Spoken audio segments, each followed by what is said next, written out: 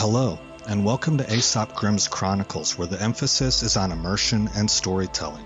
While some games contain mature themes or language, you can expect clean commentary from me as a narrator. Additionally, I will provide a content summary in the intro video for each chronicled series, so no one is blindsided or surprised. Let's play a story. Hello everybody, Aesop Grimm here, and welcome to the intro of our Chronicle for Stellaris Federations. This is my first Chronicle on Stellaris. I've waited until this specific moment. I'm recording this on the day of release for Federations, a huge release that really overhauls the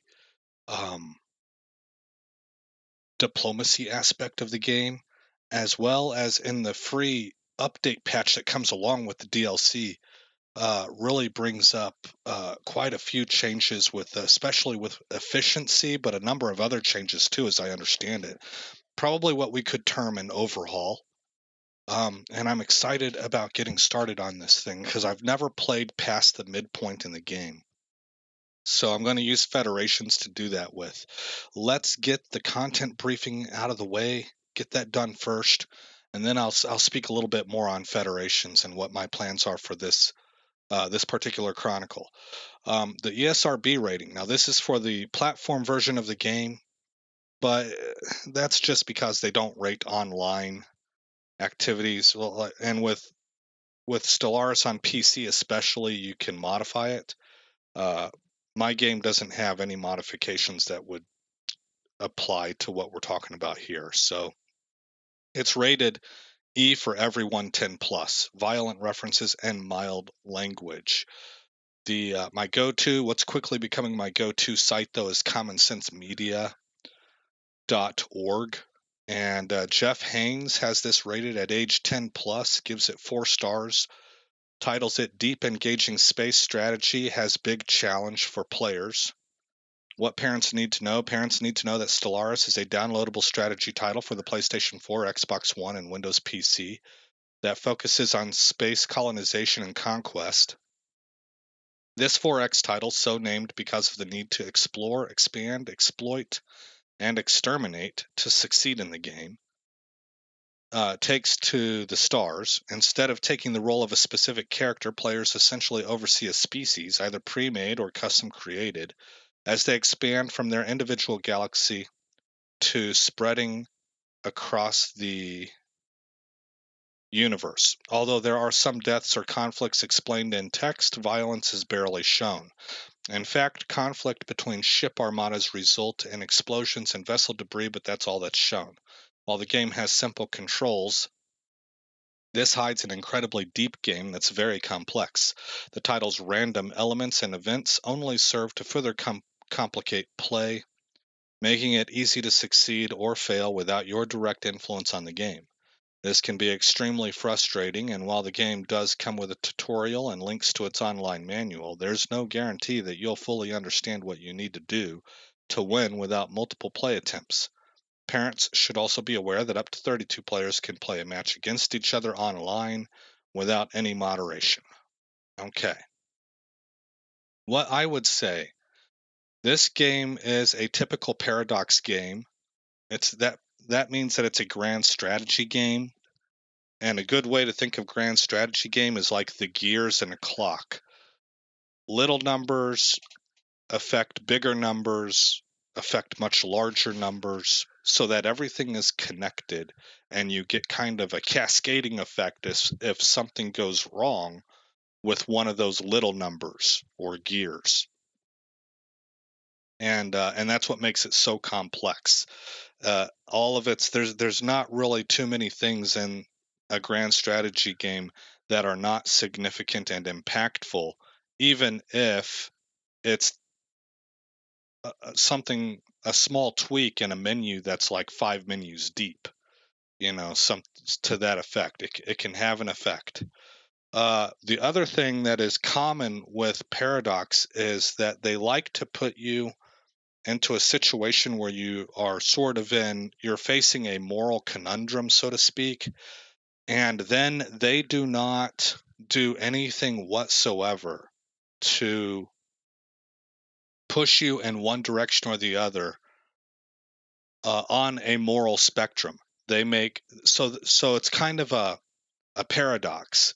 They throw a moral conundrum at you, but then withdraw and say, as far as we're concerned, there is no moral choice here.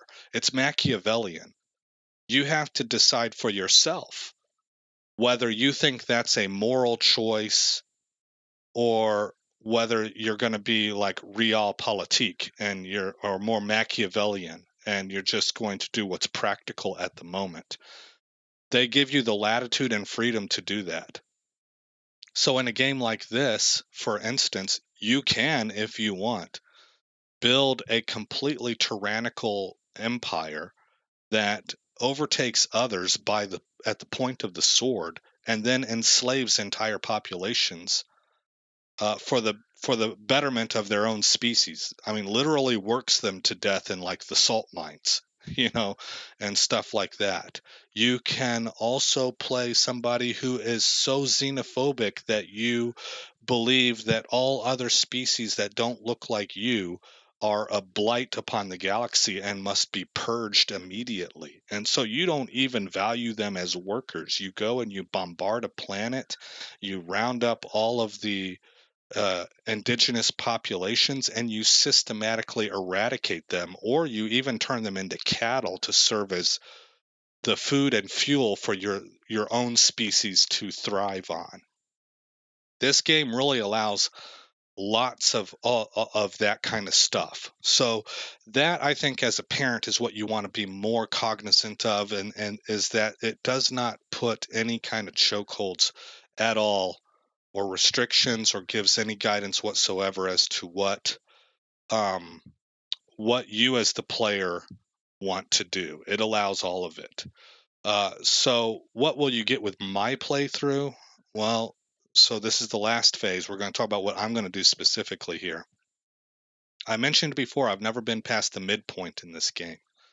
And much like the Subnautica Chronicle that I'm putting together right now in parallel with this one, at a certain point in time, this is a blind playthrough.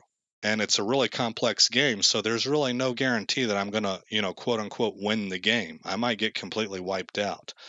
But with this expansion of Federations, it really feels like Star Trek to me, like classic Star Trek.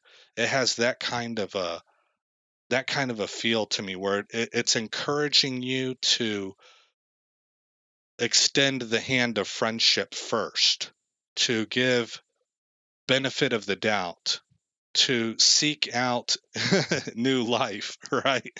And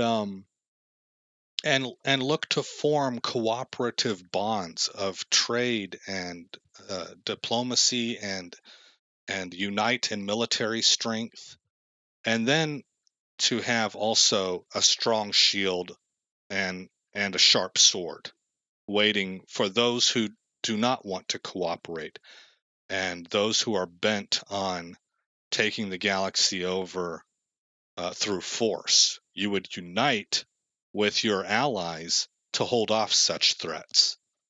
And that this is all done not just from a practical position, but a position of really moral conviction.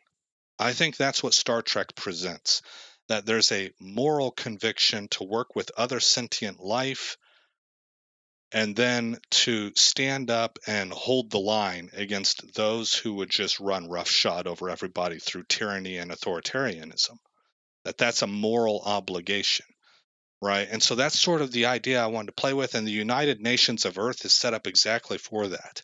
One of the things I've never done in this game is I've never really played for very long at all with the default empires, and empires like the United Nations of Earth and the Commonwealth of Man, they have built-in storylines for them. So, and I think those two end up working with each other constantly, So anyway, I thought it might be a terrific opportunity to go ahead and play in that way. Normally I'm trying to play as Space Rome, you know, because I think everybody should do that at least once, just give it a whirl. And but this time around, I would like to play as United Nations of Earth, and as about as vanilla of a start as you can get. We're going to start with their default origin story of prosperous. Gosh, I forget what it's called now. Prosperous Unity or something like that, and just let the game play out and see. Let's see what this thing has to offer. So I believe that pretty much wraps up everything that I intended to say for this intro. And we'll go ahead and close it out right there. Let me minimize my screen so I can see where we're at. Yeah, we're just over 10 minutes. That's pretty good for an intro. I think that gives the snapshot of what we're trying to do.